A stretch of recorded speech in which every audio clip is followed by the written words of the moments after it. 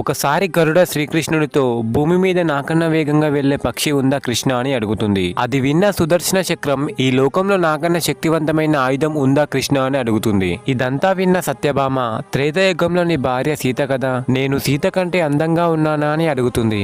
వీళ్ళ మాటలు విన్న కృష్ణుడు ఎలాగైనా వీళ్ళ అహంకారాన్ని తొలగించాలని గరుడతో ఒక ప్రదేశం గురించి చెప్పి అక్కడ ఒకతనుంటాడు, సీతారాములు తన కోసం ద్వారకాలో ఎదురు చూస్తున్నారని చెప్పమని చెప్పి సుదర్శన చక్రాన్ని ద్వారం లోపలికి ఎవరొచ్చినా పంపద్దని చెప్తాడు. సత్యభామతో సీతాదేవిలా తయారవమని చెప్తాడు. కృష్ణుడు చెప్పిన ప్రదేశంలో హనుమంతుడు ఉంటాడు. సీతారాములు నీ కోసం ద్వారకాలో ఎదురు చూస్తున్నారని గరుడ చెప్తుంది. అది విన్న హనుమంతుడు గరుక్మంతుని కంటే 1000 రెట్లు అధిక వేగంతో రాముడిలా ఉన్న శ్రీకృష్ణుడి దగ్గర వాలిపోతాడు. ద్వారం దగ్గర నిన్నెవ్వరూ ఆపలేదా హనుమ అని శ్రీకృష్ణుడు అడగ్గా, ఒక చక్రం ఆపింది స్వామి, దాంతో యుద్ధం చేస్తే మిమ్మల్ని కలవడానికి లేట్ అవుతుంది అని ఆ చక్రాన్ని మింగేశాను. సత్యభామను చూసి ఈ చెలికత్త ఎవరు స్వామి, సీతమ్మ ఎక్కడా అని